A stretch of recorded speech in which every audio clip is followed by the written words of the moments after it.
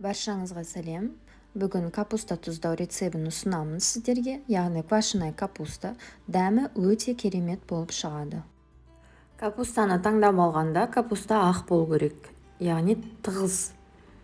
Капустаны пышақпен турап алуға да болады, болмаса теркадан өткізуге болады капустаға арналған. Сәбізді тазалап алғаннан соң пышақпен жұқа-жұқа етіп турап алуға болады, болмаса үлкен теркадан өткізуге болады. Барлығын турап алғаннан соң капуста мен сәбізді жақсылап араластырып аламыз. Сәбізді көп қосудың қажеті жоқ, капуста жұмсарып кетеді. Одан соң бір ыдысқа капуста мен сәбізді салып, тұз салып, жақсылап араластырып алып, капустаның суы шыққанша кішкене сығамыз, бірақ қатты сығудың қажеті жоқ.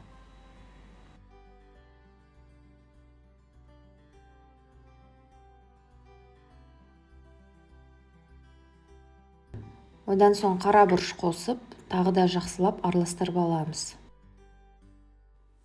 Содан соң 3 литрлік банканы алып, жақсылап тығыздап салып, арасына лавр жапырағын қосып саламыз. Банканы марламен жауып, жылы жерге 2-3 тәулік қоямыз. Капуста тұздалу үшін.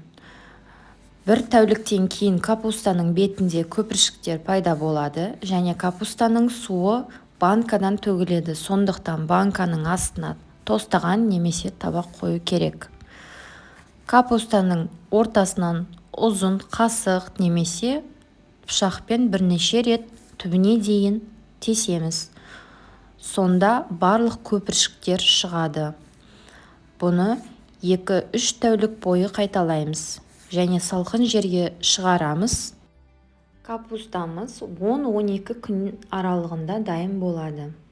Жасап көріңіздер және ұнаса лайк басып, каналымызға қосылуды ұмытпаңыз.